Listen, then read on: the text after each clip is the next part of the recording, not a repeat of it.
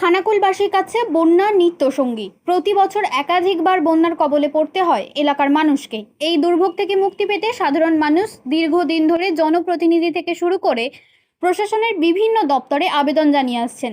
তবে সমস্যার স্থায়ী সমাধান এখনও অধরাই রয়ে গেছে। সম্প্রতি অনুষ্ঠিত বিধানসভা নির্বাচনে ফের জয়ী হয়ে বিধায়ক নির্বাচিত হয়েছেন বিজেপির সুশান্ত ঘোষ। এতদিন অভিযোগ ছিল রাজ্যে তৃণমূল সরকার ক্ষমতায় থাকায় বন্যা নিয়ন্ত্রণের ক্ষেত্রে প্রয়োজনীয় সহযোগিতা পাওয়া যায়নি। তবে বর্তমানে রাজ্য ও কেন্দ্র উভয় স্তরেই বিজেপি সরকার থাকায় খানাকুলের বন্যা সমস্যার সমাধান অনেকটাই সহজ হবে বলে তিনি আশাবাদী। বিধায়ক জানান, তার কাছে সবচেয়ে বেশি গুরুত্ব পাচ্ছে বন্যা নিয়ন্ত্রণের বিষয়টি। এজন্য ইতিমধ্যেই ওয়ার্ল্ড ব্যাংকের সহায়তায় একটি বিস্তারিত প্রকল্পের প্রস্তাব রাজ্য ও কেন্দ্রীয় সরকারের কাছে পাঠানো হয়েছে। প্রস্তাবিত প্রকল্পের ব্যয় ধরা হয়েছে প্রায় 400 থেকে 450 কোটি টাকা। এই প্রকল্পের আওতায় জগৎপুর থেকে মারখানা পর্যন্ত রূপনারায়ণ নদের তীরে গার্ডওয়াল নির্মাণ সহ একাধিক গুরুত্বপূর্ণ কাজের পরিকল্পনা রয়েছে। প্রকল্পটি বাস্তবায়িত হলে একটি নির্দিষ্ট মাত্রা পর্যন্ত বন্যা নিয়ন্ত্রণ সম্ভব হবে বলে তার দাবি। বন্যা নিয়ন্ত্রণের পাশাপাশি এলাকার যোগাযোগ ব্যবস্থার উন্নয়নেও জোর দিচ্ছেন বিধায়ক। তিনি জানান, ধাপে ধাপে সমস্ত কাঠের সেতুর পরিবর্তে কংক্রিটের সেতু নির্মাণ করা হবে। পাশাপাশি খানাকুলকে রেল মানচিত্রের সঙ্গে যুক্ত করার উদ্যোগও তার অন্যতম অগ্রাধিকার। এছাড়া জাতীয় সড়কের সঙ্গে এলাকার সংযোগ বৃদ্ধি করাও গুরুত্বপূর্ণ বলে তিনি মনে করেন। বিদ্যুৎ পরিষেবা নিয়েও ক্ষোভ রয়েছে এলাকাবাসীর মধ্যে। প্রায়শই দীর্ঘ সময় বিদ্যুৎ বিচ্ছিন্ন থাকার ফলে হাসপাতাল থেকে সাধারণ মানুষ সকলেই সমস্যার সম্মুখীন হন। এই সমস্যার সমাধানে প্রয়োজনীয় পদক্ষেপ গ্রহণের আশ্বাস দিয়েছেন বিধায়ক। এছাড়াও সমাজ সংস্কারক রাজা রামমোহন রায়ের জন্মস্থান ও বসত ভিটাকে নতুনভাবে সাজিয়ে তোলার পরিকল্পনার কথাও জানান তিনি। পর্যটন শিল্পের বিকাশ ঘটাতে সেখানে দেশ বিদেশের পর্যটকদের জন্য উন্নত মানের অতিথিশালা নির্মাণের ভাবনাও রয়েছে বলে তিনি উল্লেখ করেন। সব মিলিয়ে বন্যা নিয়ন্ত্রণকে সর্বোচ্চ অগ্রাধিকার দিয়ে পরিকাঠামো, যোগাযোগ, বিদ্যুৎ ও পর্যটন উন্নয়নের মাধ্যমে খানাকুলের সার্বিক উন্নয়নে ঝাঁপিয়ে পড়তে চান বলে জানিয়েছেন বিধায়ক সুশান্ত ঘোষ। খানাকুলে এমনি বন্যা কবলিত এলাকা। খানাকুলের প্রধান যেটা বিষয় হচ্ছে বন্যা নিয়ন্ত্রণ করা। বন্যাটাকে একটা নদীর বাঁধ বা গার্ডওয়ালগুলোকে ঠিক করে বন্যাটাকে একটা নিয়ন্ত্রণের জায়গায় নিয়ে আসে।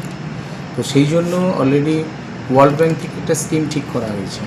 এটা মুখ্যমন্ত্রীর কাছে পাঠানো হয়েছে, সেন্ট্রাল গভর্নমেন্টকেও পাঠানো হয়েছে। তো প্রায় 400-450 কোটি টাকার একটা ফান্ড, যেটা খানাকুলের একদম নিচের দিক যেটা আছে, খানাকুল 2 নম্বর ব্লকে জগৎপুর থেকে মারখানা পঞ্চায়েত। এই পঞ্চায়েতে কোনো নদীর গার্ডওয়াল নেই, ওটাই খোলা জায়গা। তো নদীতে জল বাড়ার কারণে পুরো জলটা খানাকুল 2 নম্বরে প্রবেশ করে যায় রূপনারায়ণে জল বাড়ার সঙ্গে সঙ্গে। তো এটা যদি গার্ডওয়াল করা যায় তাহলে বন্যাটা অনেকটা নিয়ন্ত্রণ করা যাবে, একটা স্টেজ পর্যন্ত নিয়ন্ত্রণ করা যাবে। তো তারপর বাকি জল বাড়লে বেশি তো আর আটকে রাখার কোনো রকমভাবে জায়গায় থাকবে না। তার সাথে সাথে যোগাযোগ ব্যবস্থার আমূল পরিবর্তন ঘটাতে হবে। খানাকুলে ভালো রাস্তা নেই, উন্নত যোগাযোগ পরিকাঠামো নেই, নদীগুলোর উপর কাঠের বাঁশের সেতু, এগুলোকে কংক্রিটের করতে হবে। তার সাথে খানাকুলের বিশেষ সমস্যা ইলেকট্রিক। 7-8 ঘন্টা কারেন্ট চলে যায়, একটু মেঘ ধরলে 7-8 ঘন্টা ইলেকট্রিক থাকে না, পুরো অন্ধকার হয়ে যায়। তো খুব কষ্ট হয় মানুষের। হাসপাতালগুলোর অবস্থা ভীষণ খারাপ, কোনো ভালো হাসপাতাল নেই, ভগ্নপ্রায় হাসপাতাল, ডাক্তার নেই, ওষুধ নেই, যন্ত্রপাতি নেই, ইসিজি এক্সরে হয় না, আল্ট্রাসোনোগ্রাফি হয় না, মহিলারাও ভীষণ কষ্টের মধ্যে পড়ে। তো এই যে সমস্যাগুলো আছে, এই সমস্যাগুলো দূর করা হবে। তো তার জন্য সরকার আমাদের তৈরি হয়েছে, সরকারের কাছে সব রকম প্রস্তাব আমার দিক থেকে বা এসডিও ডিএমের মারফত সব প্রস্তাবগুলো আমরা পাঠাচ্ছি।